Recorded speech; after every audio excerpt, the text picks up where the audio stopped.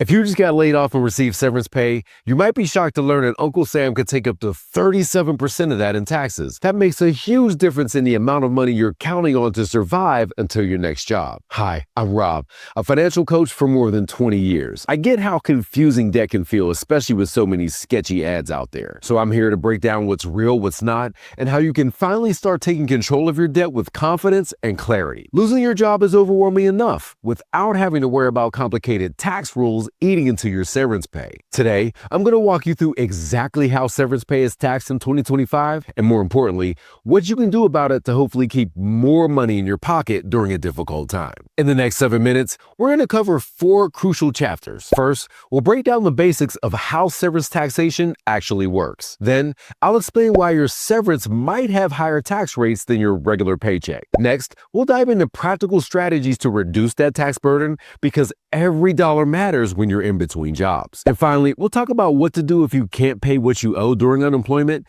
and how to manage your overall debt strategy after a layoff. Trust me, by the end of this video, you'll have a clear roadmap to navigate this financial challenge with confidence. Here's what most people don't realize about severance pay taxation. A severance package isn't free money, and the tax rates are often more than your standard paychecks. The IRS treats your severance pay just like regular income, which means you're going to pay several different types of taxes on it. Let me break this down for you with a simple example. First, there's regular income tax based on your tax bracket for the year. Then, you have Social Security tax at 6.2% up to $176,100 in 2025. Medicare tax hits you with another 1.45%, and if you're a high earner, there's an additional 0.9% Medicare tax. Plus, if your state has income tax, you know they're going to take their cut too. Now here's where it gets tricky. Imagine Sarah worked for a tech company and earned $60,000 before getting laid off in November. Her employer offers her a $30,000 severance package, which means for tax purposes, Sarah made $90,000 that year,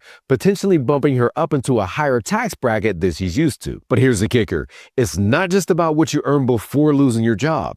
Your total taxable income for the year includes your regular wages, your severance pay, any unemployment benefits you received, and income from other sources like investments. Another factor that catches people off guard is their 401k. If you had a 401k with your former employer and the balance is under $5,000, you might be forced to move that money. And if you don't roll it over to another retirement account within 60 days, surprise, that becomes taxable income too, plus a 10% penalty if you're under age 59 and a half. Drop a comment below and let me know. Did you know that unemployment benefits are also taxable income? I bet that surprised some of you. Why does your severance paycheck sometimes get taxed at a higher rate than your regular paycheck? The answer lies in how your employer decides to classify that payment, and unfortunately, you have zero control over it. Your employer can classify your severance in one of 2 ways, and this makes a huge difference in how much gets withheld from your check. If they treat it as supplemental wages, they'll automatically withhold 22% in federal taxes. But if they treat it as regular wages, especially if you get it in one big lump sum, your payroll system might think you're making bank every pay period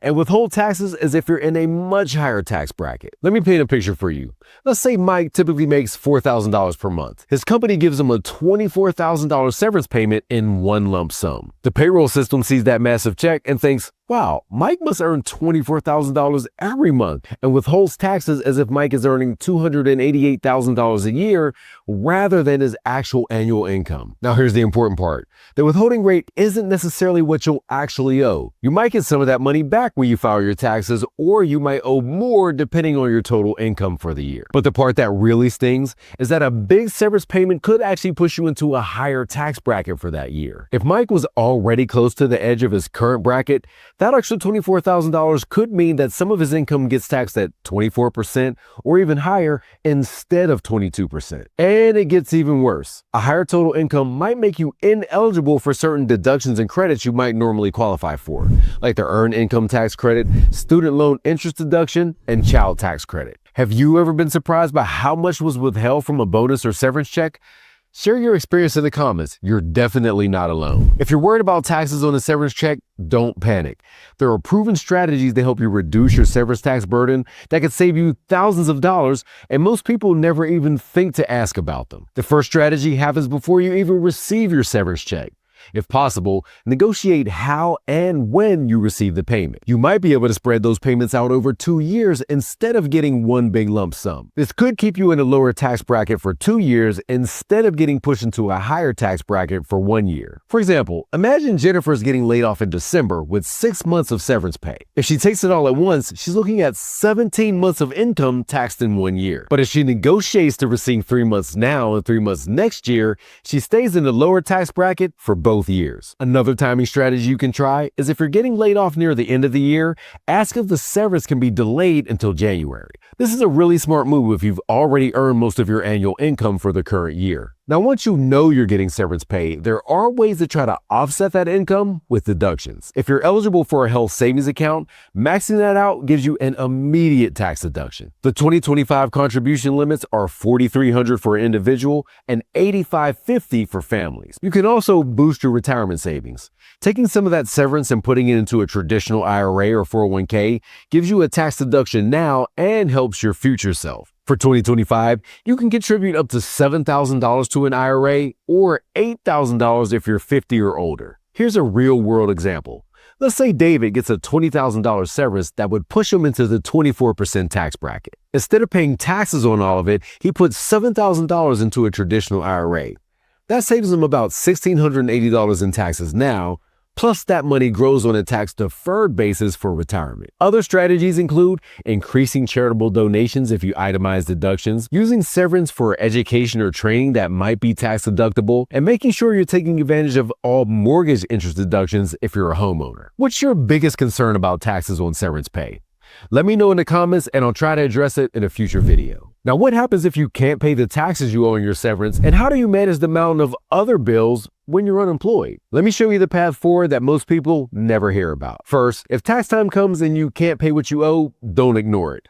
This is the biggest mistake that people make. The IRS actually has programs to help you, but only if you reach out to them first. They might let you pay in installments, delay when payments are due, or in extreme cases, accept less than what you owe through something called an offer in compromise. But if you just ignore the problem, they're much less likely to work with you. And then you'll get hit with penalties and interest that just makes everything worse. Now let's talk about managing your other debts while you're dealing with unemployment and tax issues. This is where having a plan becomes crucial for your peace of mind. If you're carrying credit card debt, this might be the time to explore options like a debt management plan or a debt settlement program. The goal is to free up money in your budget so you can handle your tax obligations without drowning in other payments. For student loans, look into deferment or forbearance options. Yes, you need to understand how this affects your credit score and total payoff costs, but temporarily pausing those payments could give you breathing room during unemployment. And don't forget about your mortgage either. Many lenders have hardship programs or forbearance options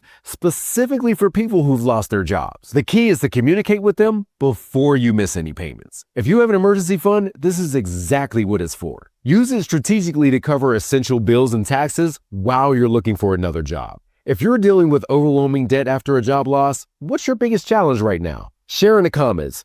Sometimes talking about it helps, and others in our community might have great advice too. Now let's quickly recap what we covered today. We broke down how severance pay taxation works. It's treated like regular income with federal, state, Social Security, and Medicare taxes. We covered why severance pay might be taxed at higher rates due to how employers classify payments and how lump sums can push you into higher tax brackets. Most importantly, we walked through strategies to help reduce your tax burden through payment timing, retirement contributions, and smart deductions. And we talked about managing the bigger picture, dealing with tax debt and other financial obligations when you're in between jobs. Remember, losing your job is already stressful. Don't let confusion and debt worries add to that burden. You definitely have options and you're not alone in this. Now, if this video helps you understand how severance pay and taxes work, make sure to subscribe and hit that notification bell so you know when new videos go live. And for more debt-related topics and resources like this one, visit freedomdebtrelief.com. And just remember, you've got this. Thanks for watching.